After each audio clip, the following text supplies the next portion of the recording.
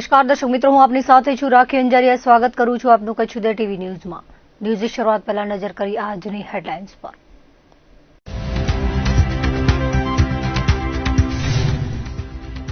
કચ્છભરમાં ઉત્તરાયણની ઉમંગભેર કરાઈ ઉજવણી. માફકસર પવન રહેતા પતંગ રસિકોને પડી મોજ. દાન પુણ્ય સાથે કચ્છવાસીઓએ ઉજવ્યો તહેવાર.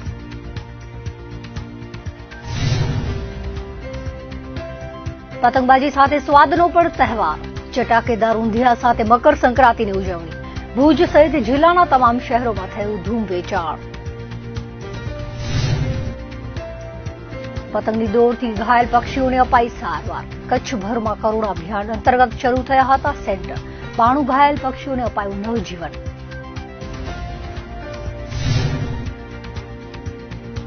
કચ્છના પાટણમાં સેનાનું અદમ્ય સાહસ. સેના દિવસ નિમિત્તે લેન્ડ યોટિંગને અપાયો સ્ટાર્ટ. પવનના જોરે દોડતી હોડીમાં જવાનો કરશે રણની યાત્રા. આદિપુરના બાજીગર સોસાયટી ખાતે રહેતો સગીર પોતાના ઘરે કોઈ અગમ્ય કારણોસર ફાંસો ખાઈ લીધો હતો. આ અંગે આદિપુર પોલીસ મથકેથી પ્રાપ્ત થતી વિગતો મુજબ બાજીગર સોસાયટી ખાતે રહેતો દિવ્યદીપ બાજીગર પોતાના ઘરે કોઈ અગમ્ય કારણોસર આપઘાત કર્યો હતો, જેથી તેને રામબાગ હોસ્પિટલમાં ખસેડાયો હતો, જ્યાં ફરજ પરના તબીબે મૃત જાહેર કર્યો હતો. જે અંગે આદિપુર પોલીસે આગળની તપાસ હાથ ધરી હતી. તો નખત્રાણા તાલુકાના વેસલપર વાડી વિસ્તારમાં બનાવ બન્યો હતો, જેમાં વાડીમાં આવેલા રૂમમાં શખ્સે ગળે ફાંસો ખાઈ લીધો હતો. તેને સારવાર મળે તે પહેલા જ મોત આંબી ગયું હતું. નખત્રાણા પોલીસ મથકે પ્રાપ્ત થતી વિગતો મુજબ મહેશ તડવી વેસલપર વાડીએ આવેલા રૂમમાં પગલું ભર્યું હતું. તેમને ભુજની જીકે જનરલ હોસ્પિટલમાં ખસેડાયા હતા, જ્યાં ફરજ પરના તબીબે મૃત જાહેર કર્યો હતો. બનાવ અંગે નખત્રાણા પોલીસે આગળની તપાસ હાથ ધરી હતી. ભચાઉ તાલુકાના લાકડીયા વિસ્તારમાં પોલીસ સ્ટાફ પેટ્રોલિંગમાં હતો તે વેળાએ શિવલખા સીમ વિસ્તારમાં એક દારૂ ભરેલી કાર મળી આવી હતી. 3 જણા સામે ગુનો દાખલ કરી 2,30,000નો શરાબ કબજે કર્યો હતો.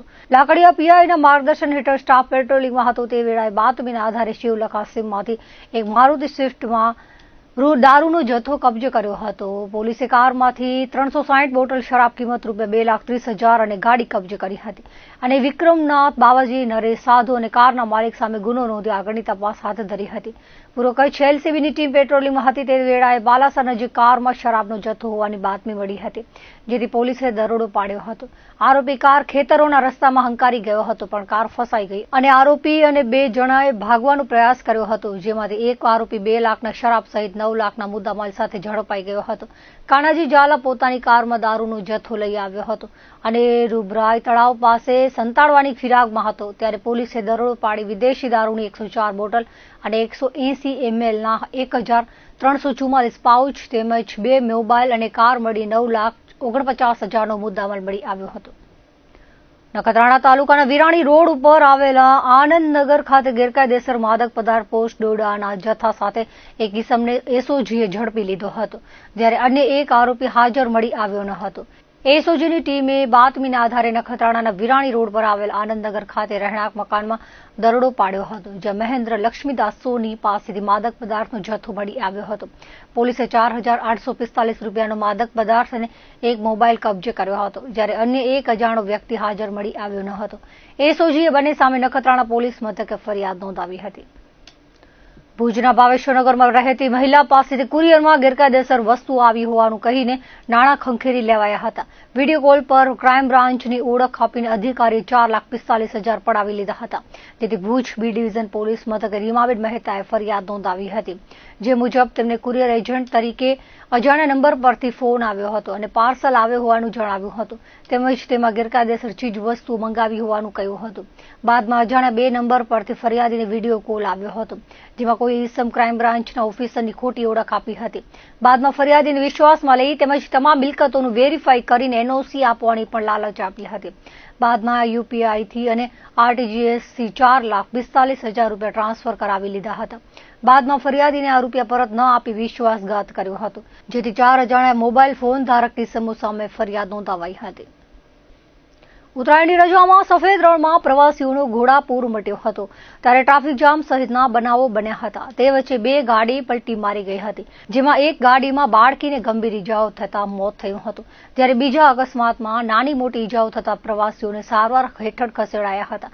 આ અંગે મળતી વિગતો મુજબ સફેદ રણની મુલાકાતે આવતા પ્રવાસીઓની સંખ્યામાં વધારો થતા ખાવડા માર્ગે અકસ્માતનું પ્રમાણ વધ્યું છે. ત્યારે વડોદરા પાલસિંગની કાર લોરિયા વેકરિયાના રણ વચ્ચે પલટી મારી ગઈ હતી, જેમાં સવાર બાળકીનું ઘટના સ્થળે જ મૃત્યુ નીપજ્યું હતું, જ્યારે અન્ય 4 થી 5 મુસાફરોને સામાન્યથી ગંભીર ઇજાઓ થઈ હતી.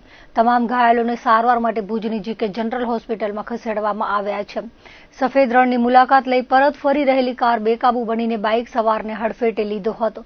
અકસ્માતમાં કાર ખાડામાં ખાબકી હતી અને બાઇક સવારને ગંભીર ઇજાઓ થતા તેને સારવાર માટે હોસ્પિટલમાં દાખલ કરવામાં આવ્યો હતો.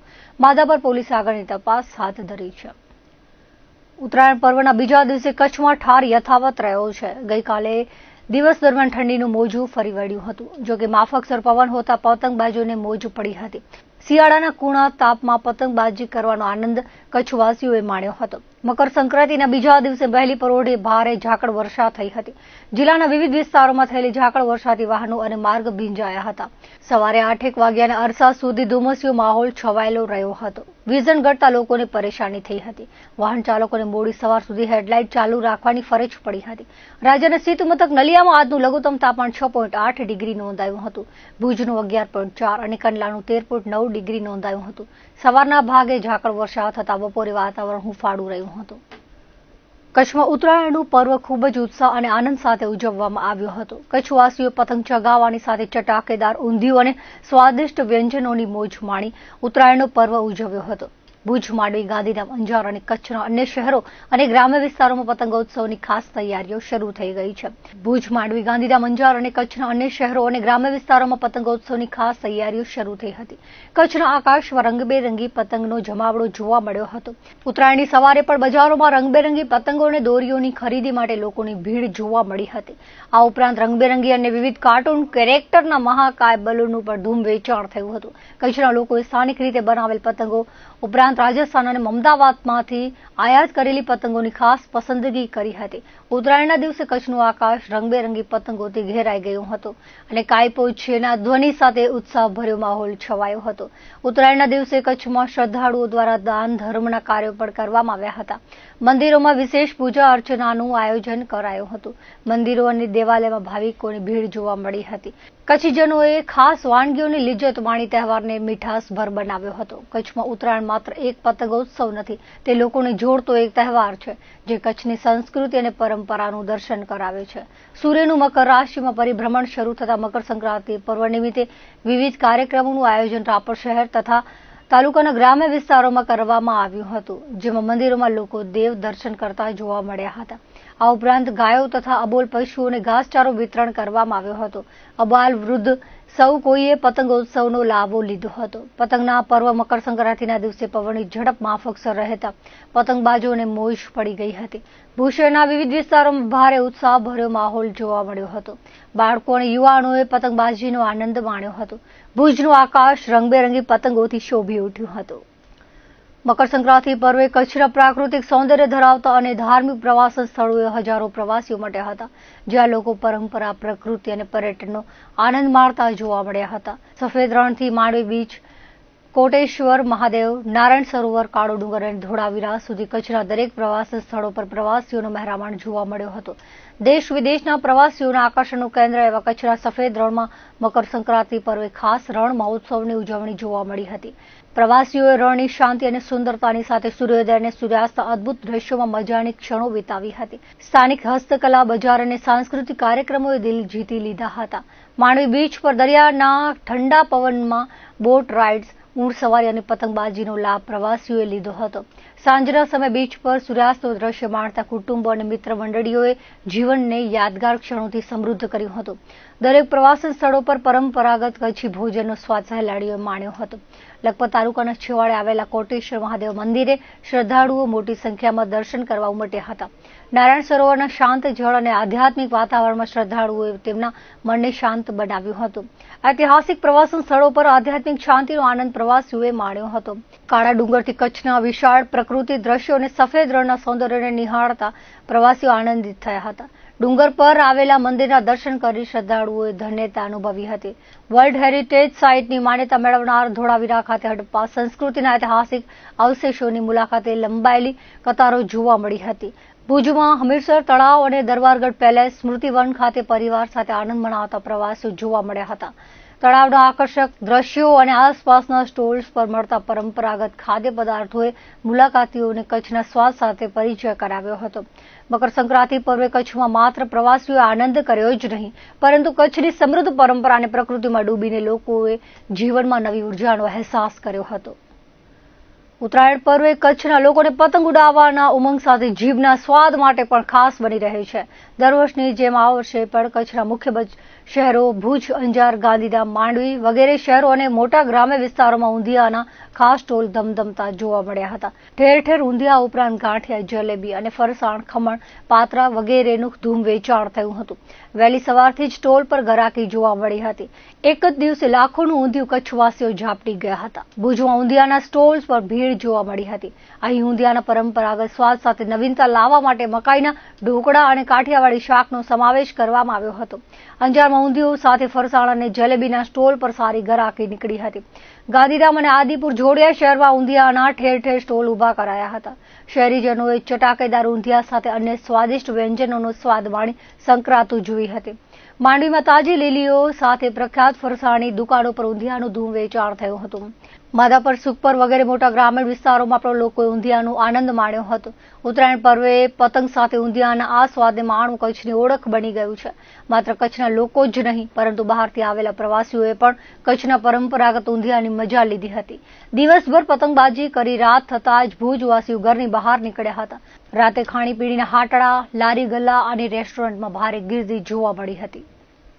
ભુજના પ્રમુખ સ્વામીનગર ખાતે આવેલા કષ્ટભંજન હનુમાન મંદિર ચેરિટેબલ ટ્રસ્ટ દ્વારા મેડિકલ કેમ્પનું આયોજન કરાયું હતું, જેમાં અર્બનના મેડિકલ સ્ટાફે સેવા આપી હતી.